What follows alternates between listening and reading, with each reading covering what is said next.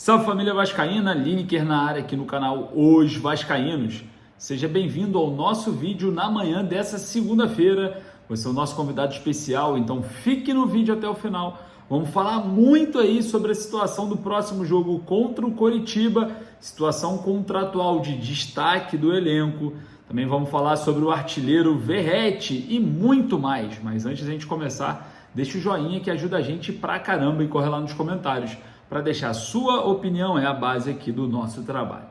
Começando o vídeo falando sobre a vitória do Vasco, contra o Fluminense por 4-2. O Vasco que jogou muito bem nessa partida no Engenhão, o Vasco como mandante, a maioria da torcida ali fazendo aquela grande festa, e agora observa o Campeonato Brasileiro com uma proximidade da saída da zona da degola. O Vasco alcançou seus 20 pontos com um jogo a menos, tendo aí a diferença de 5 pontos para a zona do desconforto, podendo aí estar nessa rodada contra o Coritiba, já somando os 3 pontos para sair da zona do rebaixamento, que no dia 25 o Vasco enfrenta o América Mineiro no jogo atrasado, ainda pelo primeiro turno, podendo somar aí 6 pontos e tirar a diferença dos 5 da atual tabela. Chegamos a um momento decisivo, várias rodadas que geram uma certa arrancada para o elenco cruzmaltino e o técnico Ramon Dias cada vez mais extraindo o bom futebol dos jogadores. Falando em extrair bom futebol, quero destacar aqui Pablo Verratti, o nosso centroavante que foi muito decisivo na partida contra o Fluminense, na minha opinião, o melhor em campo. E vale lembrar que o Verratti era a terceira opção para ser contratado. Michael Santos era a primeira opção e após a recusa, a situação envolvendo as negociações com o Tadjeres, voltou-se à vista Diego Costa, também uma negociação que não evoluiu, e posteriormente a esses dois jogadores que não chegaram, chegou o Pablo Verratti, um jogador que vem sendo muito importante para o Vasco no atual momento, um dos responsáveis de retomar o Vasco nas vitórias. Na sua estreia marcou contra o Grêmio em São Januário e a partir de então só vem dando alegrias ao torcedor vascaíno. Aí eu queria também enfatizar que Michael Santos não tem as mesmas características do Verratti, não tem a mesma estatura, é um jogador um pouco mais veloz, mais fraco, mais frágil fisicamente. E o que seria, do atual momento, caso o Vasco fechasse mesmo com o Michael Santos? Lembrando que Verratti e Michael Santos eram artilheiros da Superliga da Argentina, da última Superliga que se encerrou. Ambos marcaram ali 14 gols e ficaram na artilharia.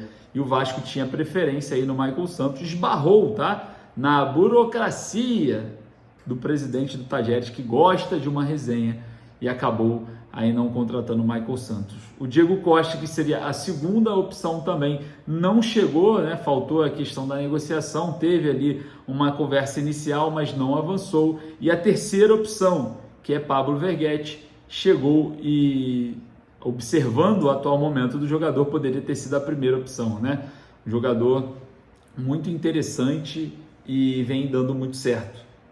Queria saber a opinião de vocês desse cenário. Será que foi o destino que trouxe aí Pablo Verratti, a terceira opção? Enfim, corre lá nos comentários. Falar agora sobre os próximos jogos do Gigante da Colina. O Vasco vai a São Januário enfrentar o Coritiba, com a volta, o retorno do Caldeirão na próxima quinta-feira às 19 horas. Uma grande festa que a torcida vascaína está promovendo, e depois enfrenta o América Mineiro lá no dia 25 de setembro, às 20 horas, na Arena Independência, jogo atrasado do primeiro turno. Lembrando que se o Vasco vencer esses dois jogos, a diferença de 5 pontos, se somar 6, pode estar saindo da zona do rebaixamento no jogo que o Vasco ainda tem que cumprir do primeiro turno contra o América Mineiro. Depois o Vasco vai à Vila Belmiro enfrentar o Santos com todos esses problemas com o STJD, sendo punido mais uma vez por conta de objetos atirados na Vila Belmiro, lá no dia 1º de outubro, no domingo, às 4 da tarde. O jogo com certeza deve ser televisionado aí pela Globo. E também o Vasco depois volta para o Caldeirão para 2 jogos seguidos. O primeiro contra o São Paulo no dia 7 de outubro, tá? Sábado, 6h30 da tarde, mais um encontro da torcida no Caldeirão. E depois na quarta-feira, no dia 18, né? O Vasco volta a São Januário para enfrentar o Fortaleza. Então uma sequência de jogos importante, uma sequência de jogos do Vasco em São Januário. A situação começa a clarear para o Gigante da Colina, um momento de uma arrancada, quem sabe, né? O Vasco pensando mais alto no Campeonato Brasileiro. E falando em pensar mais alto, eu quero destacar também aqui outro jogador além do Verratti. Eu quero falar sobre Bruno Praxedes, um jogador que fez o primeiro gol contra o Fluminense e vem dando essa consistência, né, no meio-campo vascaíno. Ali preenche bem o setor, né, jogando de segundo volante, preenche bem aquele setor ali com bons passes, chegada dentro da área. O gol do Bruno Praxedes, ele estava dentro da área para finalizar. Um jogador interessante, um jovem, tá? O Bruno Praxedes tem 21 anos, para quem não sabe, um jogador muito jovem, pertence ao Bragantino e está emprestado para o Vasco até o final desse ano. Então, o contrato do Praxedes aí, próximo de expirar, próximo de acabar e retornar aí ao Bragantino. Eu queria saber a sua opinião a respeito do Praxedes. O Vasco, para contratar o jogador em definitivo, teria que desembolsar 5 milhões de euros, quase aí 30 milhões de reais, chega a 28 milhões de reais na atual cotação do euro. E aí eu falo para vocês, eu pergunto para você, torcedor vascaíno, valeria a pena, vale a pena investir esse dinheiro no Bruno Praxedes? Esses 5 milhões de euros é um baita de um dinheiro, né? E o Praxedes vem sendo um dos jogadores que vem se destacando nesse atual momento cruzmaltino com o técnico Ramon Dias.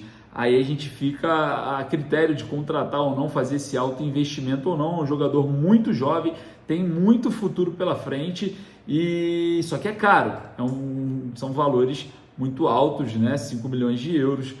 E o Vasco, para contar com esses 5 milhões, só compraria cerca de 70% do passe do jogador, dos direitos econômicos. Então, além do valor ser muito alto, a porcentagem ainda não é com totalidade, tá? Então, é uma dor de cabeça agora para o final do ano, Bruno Praxedes, sendo o seu contrato se encerrando. Eu queria saber aí a sua opinião a respeito disso, claro, porque é um assunto que vem mexendo, né, com o torcedor vascaíno. Enfim, vamos falar de notícia muito boa envolvendo o próximo jogo do Vasco contra o Coritiba em São Januário, né? O Coletivo 98, né, uma torcida, Coletivo 98, informa, né, uma notícia quente para vocês, que alcançou a meta de 30 mil reais arrecadados para o mosaico em 3D na partida contra o Coritiba no Caldeirão. É isso mesmo, teremos uma festa maravilhosa. O número exato é R$ 31.213,40. Então teremos mosaico em 3D em São Januário no jogo contra o Coritiba. Então você, torcedor, prepare-se para a grande festa. E claro, você que quer estar em São Januário, vai ter a dificuldade na compra de ingresso. Volto a falar, em todos os vídeos eu falo a mesma coisa: vire sócio para não perder essas grandes festas. O Vasco está em evolução e nós teremos momentos felizes muito, mas muito em breve,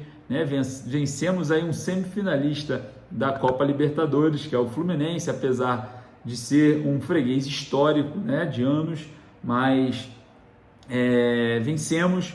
Fizemos jogo duro contra o Palmeiras, também outro semifinalista na Copa Libertadores. Só perdemos o jogo porque fomos roubados, literalmente. E você não pode ficar perdendo nada. Então vire sócio, porque momentos felizes estão por vir e você não pode ficar de fora. Então corre lá no sociogigante.com, já se inscreve lá, bota lá o seu cadastro se você não tem e faça o seu plano para aproveitar o máximo de São Januário, da torcida cruzmaltina, do Maracanã, do Engenhão, seja lá onde for. Então é isso. Fica aqui, eu quero saber a sua opinião. Daqui a pouco eu volto para trazer mais notícias para vocês. Quem não é inscrito, se inscreva no canal. Forte abraço, saudações vascaínas.